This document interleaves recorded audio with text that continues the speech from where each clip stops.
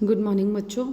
ਅੱਜ ਆਪਾਂ +2 taxation practice ਦਾ paper 3 ਯਾਨੀ ਕਿ fundamentals of income tax the chapter ਕਰ ਰਹੇ ਸੀ। ਚੈਪਟਰ ਦਾ ਨਾਮ ਸੀ ਇਨਕਮ ਟੈਕਸ ਸੈਟਲਮੈਂਟ ਕਮਿਸ਼ਨ। ਇਹਦੇ ਵਿੱਚ ਆਪਾਂ ਹਜੇ ਤੱਕ ਕਹਿੰਦਾ ਇੰਟਰੋਡਕਸ਼ਨ, ਮੀਨਿੰਗ, ਸਾਰੇ ਫੀਚਰਸ, ਆਬਜੈਕਟਿਵਸ ਸਾਰੀ ਚੀਜ਼ਾਂ ਕਰ ਚੁੱਕੇ ਹੋਏ ਹਾਂ।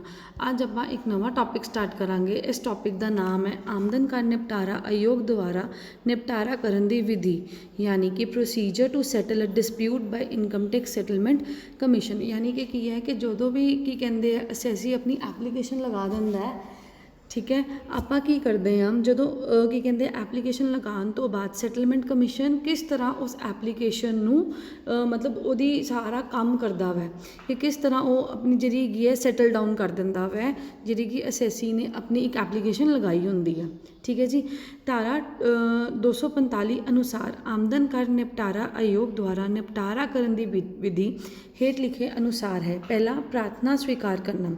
ਅਸੈਸੀ ਦੁਆਰਾ ਕੀਤੀ ਪ੍ਰਾਰਥਨਾ ਜੇ ਸਾਰੀਆਂ ਸ਼ਰਤਾਂ ਪੂਰੀਆਂ ਕਰਦੀ ਹੈ ਤਾਂ ਆਯੋਗ ਦੁਆਰਾ ਉਸ ਨੂੰ ਸਵੀਕਾਰ ਕਰ ਲਿਆ ਜਾਂਦਾ ਹੈ। ਇਹਦਾ ਕੀ ਮਤਲਬ ਹੋ ਗਿਆ ਕਿ ਸਭ ਤੋਂ ਪਹਿਲੇ ਕੀ ਆ, ਆਪਾਂ ਇੱਕ ਅਸੈਸੀ ਹੈ, ਜਿਵੇਂ ਮੈਂ ਅਸੈਸੀ ਹੈਗੀ ਹਾਂ, ਠੀਕ ਹੈ, ਮੈਂ ਕੀ ਕੀਤਾ ਐਪਲੀਕੇਸ਼ਨ ਲਗਾਈ। ਜਦ ਮੈਂ ਐਪਲੀਕੇਸ਼ਨ ਲਗਾਈ ਕੀ ਕਹਿੰਦੇ ਆ ਉਹਨੂੰ ਸੈਟਲਮੈਂਟ ਕਮਿਸ਼ਨ ਨੂੰ ਲੱਗਦਾ ਹੈ ਕਿ ਹਾਂ ਵੀ ਜੋ ਐਪਲੀਕੇਸ਼ਨ ਲੱਗੀ ਹੈ ਸਾਰੀਆਂ ਸ਼ਰਤਾਂ ਉਹਨੇ ਪੂਰੀਆਂ ਕੀਤੀਆਂ ਹੈਗੀਆਂ ਵਾ, ਜੋ ਫਾਰਮੈਲਿਟੀਜ਼ ਹੋਣੀਆਂ ਚਾਹੀਦੀਆਂ ਸੀ ਐਪਲੀਕੇਸ਼ਨ ਨੂੰ ਲਗਾਉਣ ਵਾਸਤੇ ਉਹ ਸਾਰੀਆਂ ਚੀਜ਼ਾਂ ਹੈਗੀਆਂ, ਸਾਰੇ ਡਾਕੂਮੈਂਟਸ ਲੱਗੇ ਹੋਏ ਹੈ ਅਤੇ ਸੈਟਲਮੈਂਟ ਕਮਿਸ਼ਨ ਕੀ ਕਰਦਾ ਵਾ ਉਹ ਜਿਹੜੀ ਐਪਲੀਕੇਸ਼ਨ ਹੈਗੀ ਆ ਉਹਨੂੰ ਐਕਸੈਪਟ ਕਰ ਲੈਂਦਾ ਵਾ। ਠੀਕ ਹੈ। ਉਸ ਤੋਂ ਬਾਅਦ ਸੈਕਿੰਡ ਪੁਆਇੰਟ ਹੈ ਪ੍ਰਾਰਥਨਾ ਪੱਤਰ ਆਮਦਨ ਕਰ ਆਯੋਗ ਨੂੰ ਭੇਜਣਾ। ਐਪਲੀਕੇਸ਼ਨ ਐਕਸੈਪਟ ਹੋ ਗਈ। ਐਪਲੀਕੇਸ਼ਨ ਐਕਸੈਪਟ ਹੋਣ ਤੋਂ ਬਾਅਦ ਉਹ ਕੀ ਕਰਦਾ ਵੈ ਉਹਦੀ ਜਿਹੜੀ ਐਪਲੀਕੇਸ਼ਨ ਹੈਗੀ ਹੈ ਉਹ ਕਿਹਨੂੰ ਭੇਜ ਦਿੰਦਾ ਵੈ ਇਨਕਮ ਟੈਕਸ ਡਿਪਾਰਟਮੈਂਟ ਨੂੰ।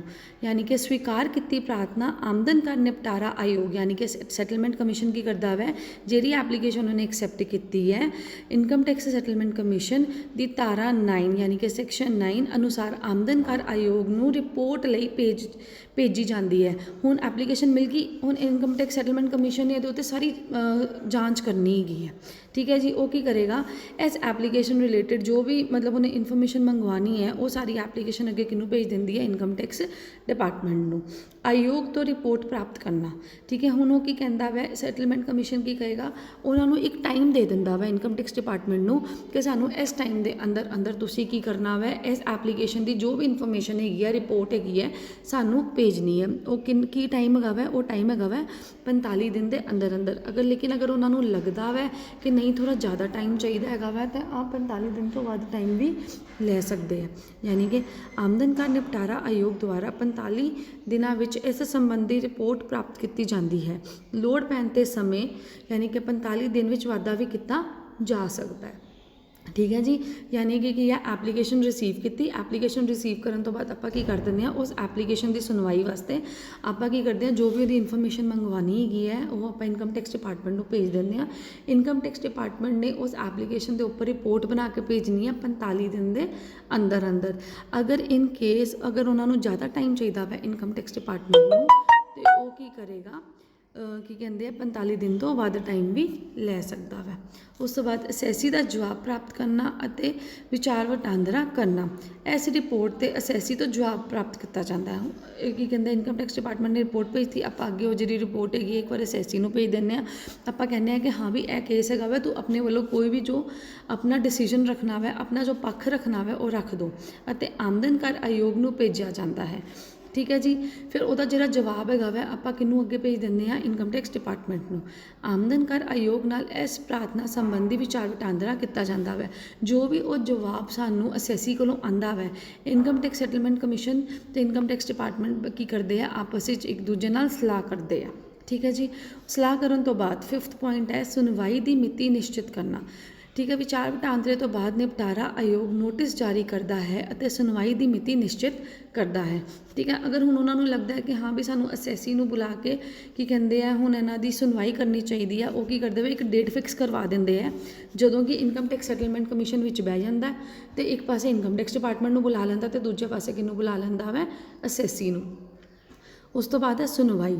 ਨਿਸ਼ਚਿਤ ਮਿਤੀ ਵਾਲੇ ਦਿਨ ਪ੍ਰਾਰਥਨਾ ਕਰਤਾ ਅਤੇ ਆਮਦਨ ਕਰ ਆਯੋਗ ਦੀ ਪ੍ਰਤੀਨਿਧੀ ਨਿਪਟਾਰਾ ਆਯੋਗ ਸਾਹਮਣੇ ਪੇਸ਼ ਹੁੰਦੇ ਹਨ। ਹੁਣ ਉਸ ਦਿਨ ਕੀ ਹੁੰਦਾ ਜੀ ਡੇਟ ਆ ਗਈ। ਠੀਕ ਹੈ। ਆਪਾਂ ਡੇਟ ਫਿਕਸ ਕਰਤੀ, ਡੇਟ ਆ ਗਈ। ਉਸ ਡੇਟ ਵਾਲੇ ਦਿਨ ਕੀ ਕਰਨਾ ਵੈ ਆਪਾਂ ਇਨਕਮ ਟੈਕਸ ਡਿਪਾਰਟਮੈਂਟ ਵੀ ਪਹੁੰਚ ਜਾਂਦਾ ਹੈ ਤੇ ਅਸੈਸੀ ਵੀ ਪਹੁੰਚ ਜਾਂਦਾ ਹੈ। ਜੇ ਨਿਪਟਾਰਾ ਆਯੋਗ ਸਮਝਦਾ ਪਹੁੰਚ ਜਾਂਦੇ ਹਨ, ਨਿਪਟਾਰਾ ਆਯੋਗ ਉਹਨਾਂ ਤੋਂ ਜ਼ਰੂਰੀ ਦਸਤਾਵੇਜ਼ ਪ੍ਰਾਪਤ ਕਰਦਾ ਹੈ। ਯਾਨੀ ਕਿ ਉਹ ਕੀ ਕਰਦਾ ਵਾ, ਜਿਹੜਾ ਇਨਕਮ ਟੈਕਸ ਸੈਟਲਮੈਂਟ ਕਮਿਸ਼ਨ ਹੈ, ਦੋਨਾਂ ਕੋਲੋਂ ਜਿਹਦੇ ਕੋਲੋਂ ਲੱਗਦਾ ਵਾ ਕਿ ਉਹਨੂੰ ਡਾਕੂਮੈਂਟਸ ਹੋਰ ਲੈਣੇ ਚਾਹੀਦੇ ਹੈ, ਉਹ ਕੀ ਕਰਦਾ ਵਾ, ਡਾਕੂਮੈਂਟਸ ਹੋਰ ਉਹਨਾਂ ਕੋਲੋਂ ਲੈ ਲੈਂਦਾ ਹੈ। ਜੇ ਨਿਪਟਾਰਾ ਆਯੋਗ ਸਮਝਦਾ ਹੈ ਕਿ ਹੋਰ ਛਾਨਬੀਨ ਹੋਣੀ ਚਾਹੀਦੀ ਹੈ ਤਾਂ ਉਹ ਇਹ ਛਾਨਬੀਨ ਲਈ ਆਮਦਨ ਕਰ ਅਧਿਕਾਰੀ ਨੂੰ ਆਦੇਸ਼ ਕਰਦਾ ਹੈ। ਅਗਰ ਉਹਨਾਂ ਨੂੰ ਲੱਗਦਾ ਵਾ ਇਨਕਮ ਟੈਕਸ ਸੈਟਲਮੈਂਟ ਕਮਿਸ਼ਨ ਨੂੰ ਕਿ ਨਹੀਂ ਹਜੇ ਜਿਹੜੀ ਇਨਫੋਰਮੇਸ਼ਨ ਉਹਨਾਂ ਨੂੰ ਮਿਲੀ ਹੈਗੀ ਹੈ ਉਹ ਨਹੀਂ ਹੈਗੀ ਕੰਪਲੀਟ, ਤੇ ਉਹਨਾਂ ਨੂੰ ਕੀ ਕਰ ਸਕਦਾ ਵੈ, ਉਹ ਕੀ ਕਹਿੰਦੇ ਆ, ਉਹਨਾਂ ਕੋਲ ਦੁਬਾਰਾ ਜਿਹੜੇ ਕਹਿੰਦੇ ਡਾਕੂਮੈਂਟਸ ਵਗੈਰਾ ਹੈਗੇ ਆ ਮੰਗਵਾ ਸਕਦਾ ਵੈ।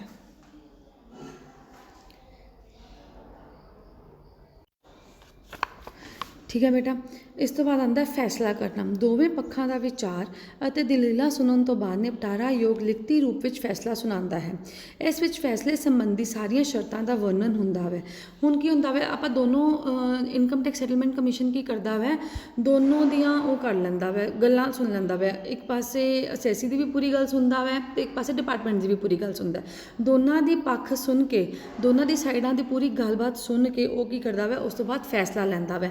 ਫੈਸਲਾ ਲੈਣ ਤੋਂ ਬਾਅਦ ਫੈਸਲਾ ਜਿਹੜਾ ਕੀ ਹੋਏਗਾ, ਹਮੇਸ਼ਾ ਲਿਖਤੀ ਰੂਪ ਵਿੱਚ ਹੁੰਦਾ ਵੈ, ਅਤੇ ਜੋ ਚੀਜ਼ਾਂ ਉਹਨੇ ਆਪਣੇ ਮਤਲਬ ਡਿਸੀਜਨ ਵਿੱਚ ਲਿੱਤੀਆਂ ਹੁੰਦੀਆਂ ਵੈ, ਉਹ ਕੀ ਕਰੇਗਾ, ਉਹਦਾ ਕੀ ਕਹਿੰਦੇ ਆ, ਉਹਦੀਆਂ ਸਾਰੀਆਂ ਸ਼ਰਤਾਂ ਦੋਨਾਂ ਨੂੰ ਦੱਸ ਦਿੰਦਾ ਵਾ। ਯਾਨੀ ਕਿ ਅਸੈਸੀ ਨੂੰ ਵੀ ਦੱਸਦਾ ਵਾ ਅਤੇ ਡਿਪਾਰਟਮੈਂਟ ਨੂੰ ਵੀ ਦੱਸਦਾ। ਸ਼ੋਧਨ ਕਰਨਾ ਦਾ ਮਤਲਬ ਹੁੰਦਾ ਵੈ, ਅਗਰ ਕੋਈ ਚੇਂਜਸ ਲਿਆਉਣੇ ਤਾਂ ਚੇਂਜਸ ਕਰ ਸਕਦੇ ਆ। ਇਹਦੇ ਵਿੱਚ ਕੀ ਹੁੰਦਾ ਵੈ, ਸੈਟਲਮੈਂਟ ਕਮਿਸ਼ਨ ਕੀ ਕਰਦਾ, ਉਹਨੇ ਆਪਣਾ ਫੈਸਲਾ ਲੈ ਲਿਆ। ਅਗਰ ਉਹਨੂੰ ਲੱਗਦਾ ਵੈ ਕਿ ਮੇਰੇ ਡਿਸੀਜਨ ਵਿੱਚ ਮੈਨੂੰ ਕੁਝ ਥੋੜ੍ਹਾ ਬਹੁਤਾ ਚੇਂਜ ਕਰਨਾ ਚਾਹੀਦਾ ਵੈ, ਠੀਕ ਹੈ, ਉਹ ਚੇਂਜ ਕਦ ਤੱਕ ਕਰ ਸਕਦਾ ਵੈ, ਜਦੋਂ ਉਹਨੇ ਫੈਸਲਾ ਲਿੱਤਾ ਉਹਦੇ 6 ਮਹੀਨੇ ਦੇ ਅੰਦਰ ਤੱਕ। ਠੀਕ ਹੈ ਜੀ। ਫੈਸਲਾ ਦੋਵੇਂ ਪੱਖਾਂ ਨੂੰ ਸੁਣਾਇਆ ਜਾਂਦਾ ਹੈ। ਜੇ ਫੈਸਲੇ ਵਿੱਚ ਕਿਸੇ ਤਰ੍ਹਾਂ ਦੇ ਸੰਸ਼ੋਧਨ ਦੀ ਜ਼ਰੂਰਤ ਹੋਵੇ ਤਾਂ ਫੈਸਲੇ ਹੋਣ ਤੋਂ 6 ਮਹੀਨਿਆਂ ਦੇ ਅੰਦਰ ਸੰਸ਼ੋਧਨ ਕੀਤਾ ਜਾ ਸਕਦਾ ਹੈ।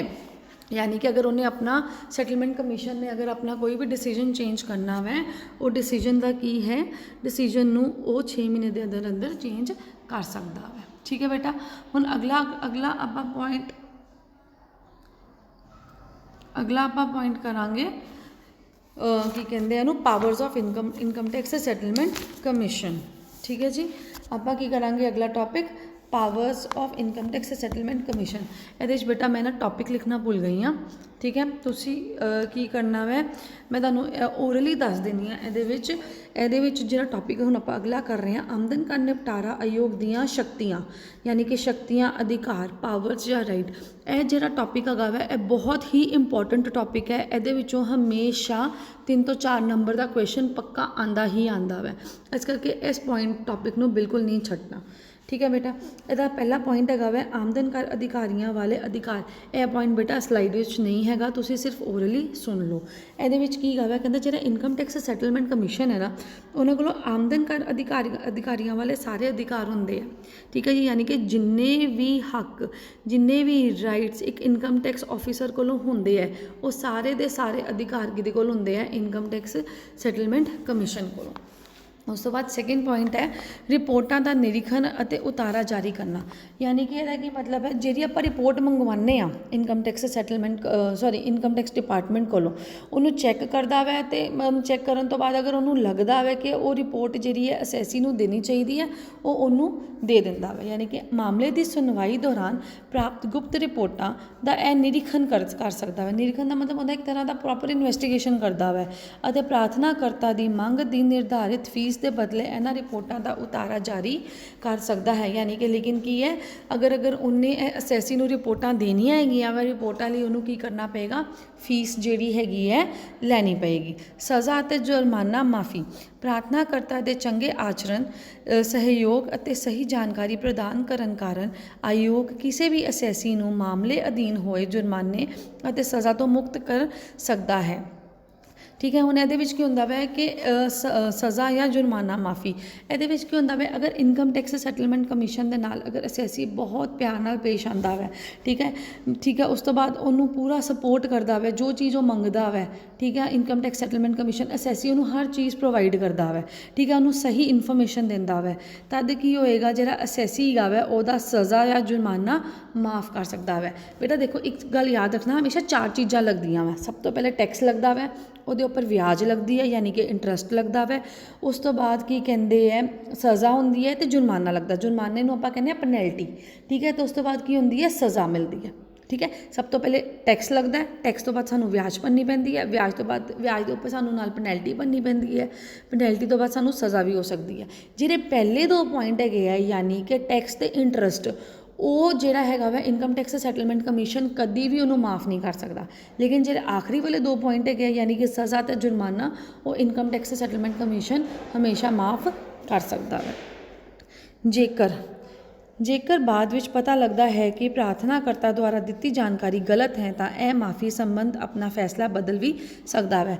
ਅਗਰ ਉਹਨੂੰ ਲੱਗਦਾ ਵੈ ਕਿ ਹਾਂ ਕੀ ਕਹਿੰਦੇ ਜਿਹੜਾ ਅਸੈਸੀ ਹੈਗਾ ਵੈ ਉਹਨੇ ਕੀ ਕੀਤਾ ਵੈ, ਉਹਨੇ ਜਿਹੜੀ ਇਨਫੋਰਮੇਸ਼ਨ ਪ੍ਰੋਵਾਈਡ ਕੀਤੀ ਹੈਗੀ ਹੈ ਸੈਟਲਮੈਂਟ ਕਮਿਸ਼ਨ ਨੂੰ, ਅਗਰ ਉਹ ਗਲਤ ਹੈਗੀ ਹੈ ਤੇ ਅਗਰ ਉਹਨੇ ਜਿਹੜਾ ਪਹਿਲੇ ਜੁਰਮਾਨਾ ਵਗੈਰਾ ਮਾफ़ ਕੀਤਾ ਸੀ, ਸਜ਼ਾ ਮਾफ़ ਕੀਤੀ ਸੀ, ਉਹ ਵਾਲਾ ਫੈਸਲਾ ਉਹ ਬਦਲ ਵੀ ਸਕਦਾ ਹੈ।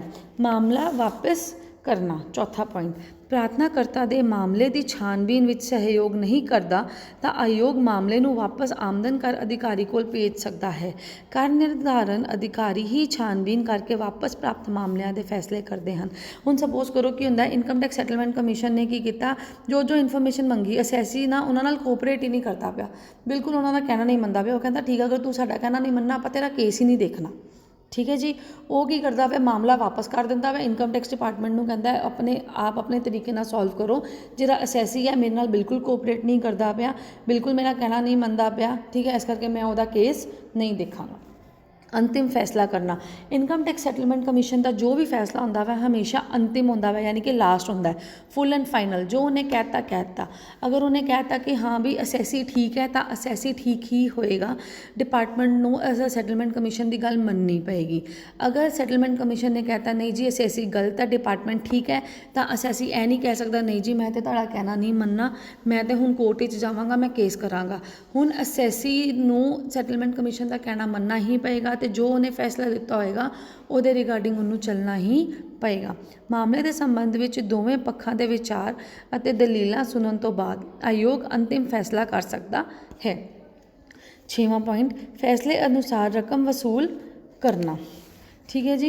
हुण की होंदा वे, सपोज करो अगर सैटलमेंट कमीशन ने की किया, सैटलमेंट कमीशन ने असैसी के अगेंस्ट कोई भी की कहते फैसला ले लिया, सपोज करो ਉਹਦਾ ਜਿਹੜਾ टैक्स बनते इंटरस्ट बनता सी 10 ਲੱਖ रुपया, ठीक है। असैसी कहता है कि मेरा तो 10 ਲੱਖ बनता नहीं जी, मेरा घट बनता है, ठीक है। लेकिन जो सैटलमेंट कमीशन ने सारी जांच पड़ताल की, ਉਹਦਾ टैक्स बन गया 12 ਲੱਖ रुपया। 10 ਲੱਖ तो उन्हें पहले भरिया ही होया सी असैसी ने, क्यों, क्योंकि जो आप सैटलमेंट कमीशन को एप्लीकेशन लगाने सानू अपना टैक्स ते इंटरस्ट सारा का सारा पहले ही भरना पैंदा है, ठीक है। सैटलमेंट कमीशन कहता नहीं जी तुहाडा ते 10 ਲੱਖ बनता नहीं, तुहाडा ते वध बनता है, तुहाडा बनता 12 ਲੱਖ रुपया, यानी कि 2 ਲੱਖ रुपया वध भरना पएगा। अगर 2 ਲੱਖ रुपया वध भरदा वै, ठीक है, तो जब उन्हें 2 ਲੱਖ रुपया वध है, इनकम टैक्स सैटलमेंट कमीशन की करेगा, वो 2 ਲੱਖ रुपये की वसूली भी करेगा।